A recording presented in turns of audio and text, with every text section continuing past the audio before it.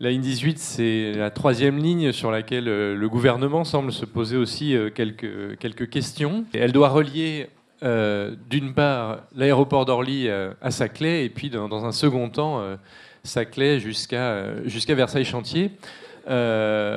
Sur Saclay, il y a un peu comme, enfin un peu, c'est un projet très différent, mais il y a aussi un projet très très fort sur cette ligne qui est le projet de cluster, puisque c'est pas uniquement un projet d'université, c'est un projet de cluster. Est-ce que Gilles Bloch, vous pouvez un peu nous rappeler justement à la fois les enjeux, mais le projet et en quoi ce projet repose sur cette desserte du futur métro automatique? Bonjour à toutes et à tous. Bon, l'Université Paris-Saclay, c'est vraiment le volet académique de ce grand projet de cluster qui a émergé il y a 10 ans. Et c'est plus un projet, c'est une réalité. Hein. Je vous invite aussi à venir sur notre territoire. Il y a 5 grandes écoles qui doivent déménager dans ce projet, une faculté de pharmacie. Eh bien, on a accueilli à cette rentrée l'école centrale Supélec, c'est 5000 étudiants, un millier de personnels qui sont arrivés et qui aujourd'hui patauge un petit peu dans la boue et essaye de trouver avec un bus en site propre la façon d'atteindre le territoire. Donc ce territoire, il est en train de se densifier à grande vitesse. Il y a un énorme chantier de construction. J'ai refait les comptes et la Cour des comptes nous avait aidé. Hein. Il y a 2,5 milliards d'investissements immobiliers sur les écoles, la faculté de pharmacie, les centres de recherche, donc tout ce volet académique. Et tout ça, c'est en train de se faire. Parallèlement, on construit une nouvelle institution que je préside, avec là aussi des choses déjà réalisées. On diplôme des doctorants, on diplôme des mastériens. On a 5000 doctorants. Et parmi ces 5000 doctorants, on a 400 Chinois hein, qu'on voit arriver avec leurs petites valises le long des routes et qui aimeraient bien, quand on leur vend Paris-Saclay, disposer de cette épine dorsale d'accès directement sur le plateau depuis Orly. Et donc, tout l'enjeu du maintien du calendrier à 2024, c'est vraiment la crédibilité d'un grand projet qui a été vendu par tous les présidents de la République successifs. Et on a accueilli aussi Emmanuel Macron sur le plateau le 25 octobre. Tous les premiers ministres que moi je vends depuis 3 ans en Chine, à Singapour, au Japon, etc., etc. Ça fait briller les yeux de nos interlocuteurs. Je crois que la France est en train de passer dans la cour des grands en termes de grands pôles universitaires et industriels avec un projet de ce type-là. On a le potentiel d'être dans les 15-20 premières universités mondiales avec l'adossement à un pôle industriel de premier rang. Et puis là, depuis l'automne, on entend que tout ça, ça va peut-être glisser, ça va peut-être être remis à des horizons lointains qui vont totalement nous décrédibiliser. Donc je vais m'arrêter là parce que vous m'avez dit qu'on faisait plusieurs tours.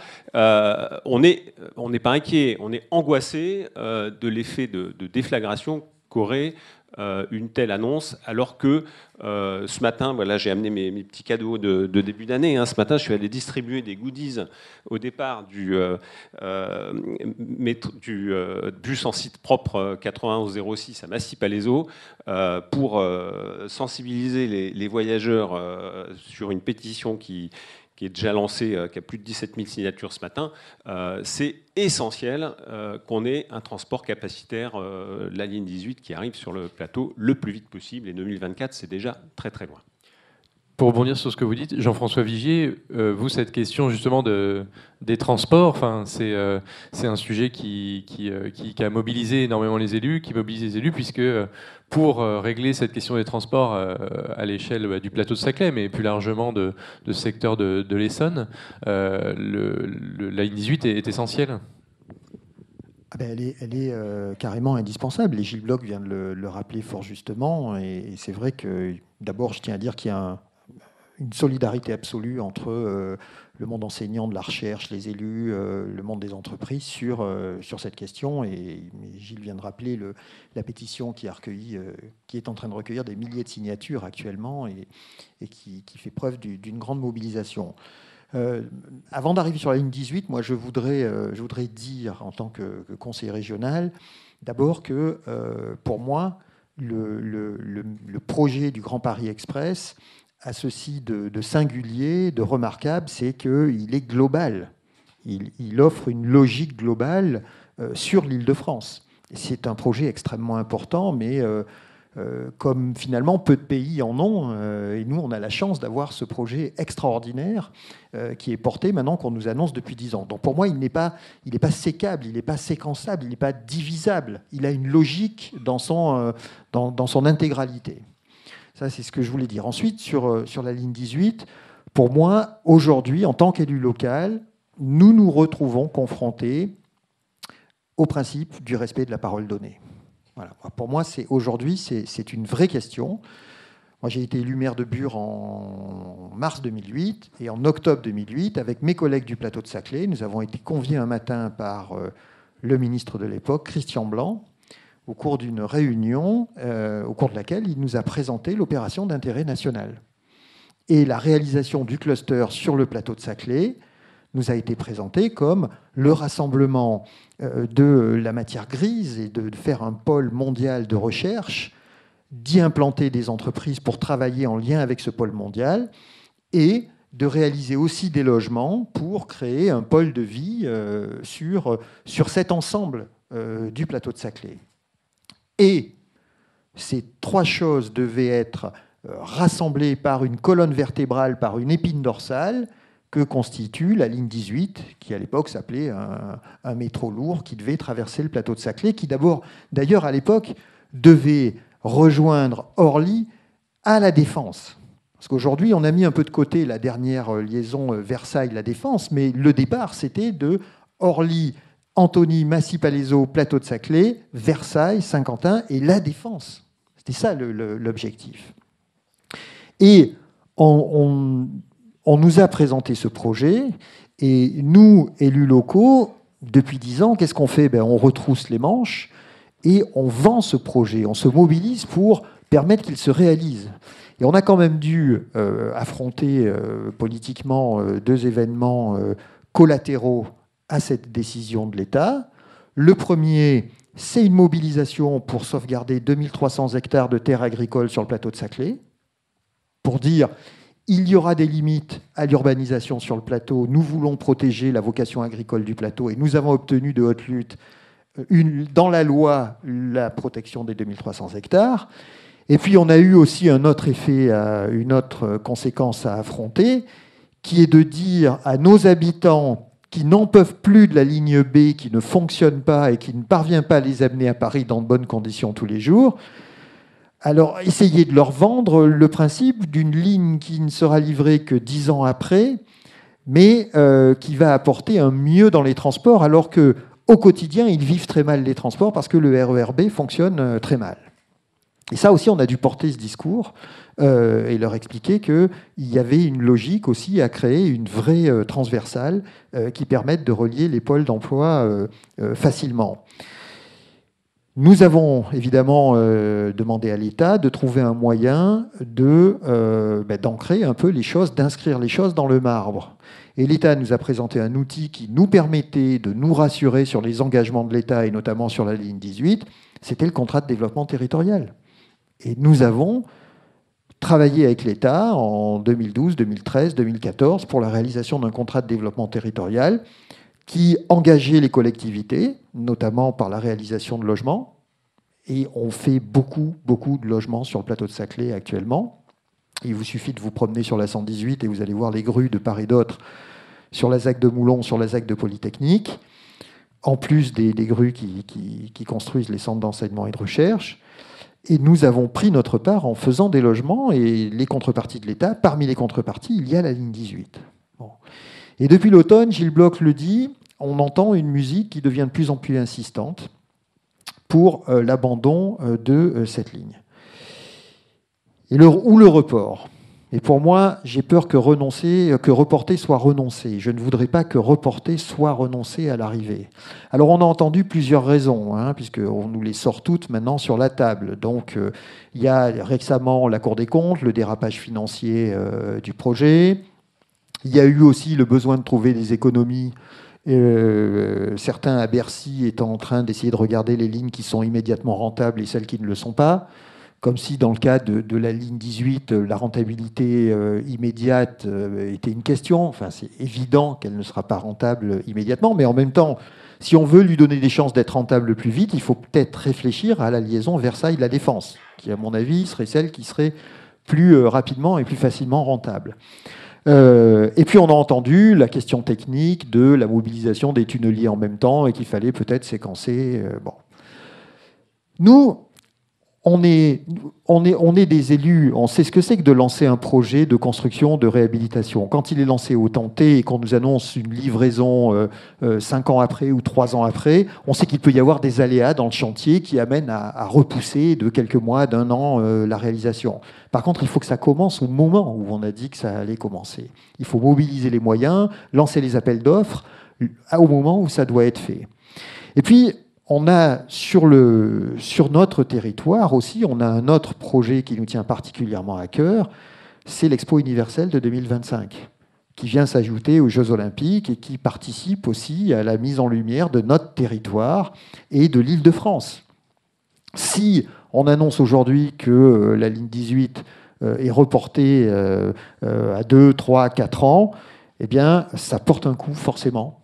Ça porte un coup au projet d'exposition universelle parce que nous savons que nous aurons besoin d'un transport lourd pour accueillir l'expo universelle, mais nous aurons besoin d'un transport lourd pour permettre aux gens de venir travailler sur le plateau de Saclay. Il faut savoir qu'aujourd'hui, sur ce campus urbain, il y a environ 25 000 personnes. On sait que dans 3 ans, ce chiffre va tripler. Il va tripler. Aujourd'hui, aux heures de pointe, c'est 9 000 personnes. On va passer à 27 000, à 30 000 personnes. Donc on ne peut pas nous dire aujourd'hui que c'est un bus à haut niveau de service qui serait la solution de remplacement qui permettra de pallier à ça. C'est juste impossible. Et si on veut effectivement en plus ne pas favoriser la voiture, on a besoin de ce transport lourd qui vienne sur le plateau. Et puis enfin, dernier point, je rappelle qu'on est quand même très étonné de ce qu'on entend en termes de revirement ou de report, c'est qu'il y a eu une enquête publique. L'enquête publique s'est faite dans des conditions tout à fait normales et respectueuses des règles et qu'elle a conclu à la faisabilité de ce projet.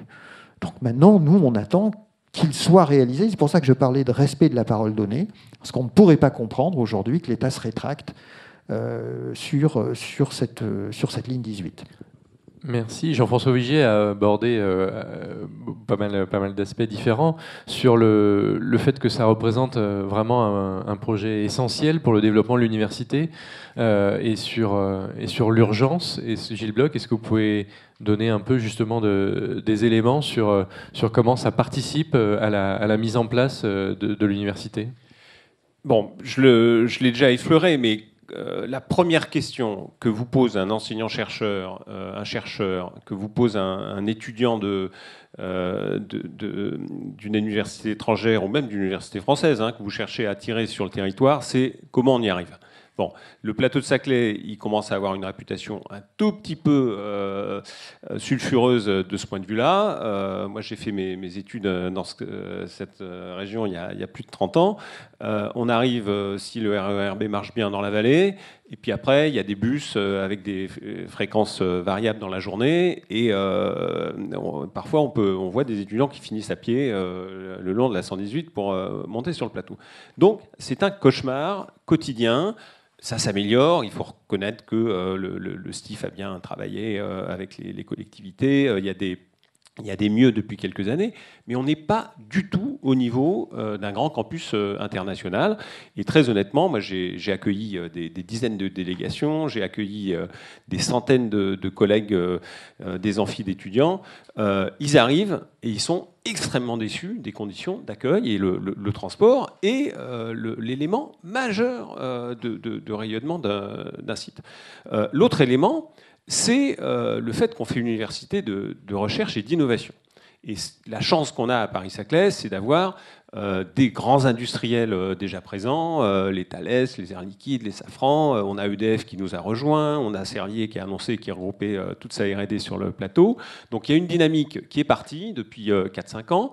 Ce qu'on craint vraiment si on commence à décaler, c'est que le soufflet retombe, hein, parce que les industriels, ils ne vont pas attendre les injonctions de l'État pour prendre leurs décisions stratégiques. Donc là, il y a une dynamique extraordinaire. Je le disais, on est accueilli à l'international, on est visité, ça n'arrête pas, on est extrêmement regardé. C'est le plus beau projet européen aujourd'hui en termes de cluster académique.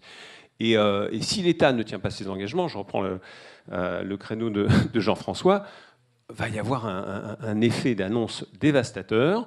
On s'en remettra quoi qu'il arrive, hein, parce qu'on ne va pas abandonner nos étudiants et nos personnels, mais je trouverais que ce serait un énorme gâchis, vu la dynamique qui est lancée et vu le besoin essentiel. Moi, mon regret, c'est que quand le président de la République est venu le 25 octobre, il est venu avec un convoi où on avait coupé toute la circulation, etc. Donc ça roulait extrêmement bien. On aurait dû le faire arriver à 8h30 dans les embouteillages, et il aurait un petit peu touché du doigt ce que c'est que la réalité quotidienne qu'on vit. Voilà. Il aurait pu venir en RERB aussi, comme ça il aurait eu vraiment... Oui, exactement. Monsieur Vigier, Monsieur Bloch parlait des risques que faisait peser un décalage de la ligne 18. Vous avez parlé aussi de l'exposition universelle, donc qui sera attribuée en fin d'année à la France ou à un autre pays. Et quels sont les autres risques que font peser ce décalage de la ligne 18 ? Gilles Bloch l'a déjà bien rappelé, c'est l'arrêt d'une dynamique, puisqu'il y a une dynamique qui a été initiée. Pour les élus locaux, c'est vrai que va se poser la question de la poursuite de la réalisation des engagements qui ont été pris dans le contrat de développement territorial. Puisque si effectivement on n'a pas ce transport lourd, on va s'interroger sûrement, et je ne veux pas parler au nom de mes collègues, mais je sais qu'on aura une réflexion collective sur notamment les engagements que nous avons pris en termes de logement. Parce que forcément, dans un contrat, il y a ce que chacune des parties apporte. Et s'il y a une des parties qui défaille sur un point, mais nous, on va aussi s'interroger sur la poursuite des engagements que nous avions pris dans ce contrat de développement territorial. Il faudra peut-être le remettre sur la table avec l'État. Mais ce serait, indépendamment de ça, ce serait vraiment une catastrophe pour le développement économique, sur l'enseignement supérieur et sur la vie aussi qu'on veut amener sur ce plateau. Parce que le projet aussi repose sur cette belle idée qu'il y a de l'activité, mais il y a aussi de la vie, il y a des gens. Et c'est ça qui fait la richesse de cette opération. Très bien. Eh bien, merci beaucoup de votre participation ce matin.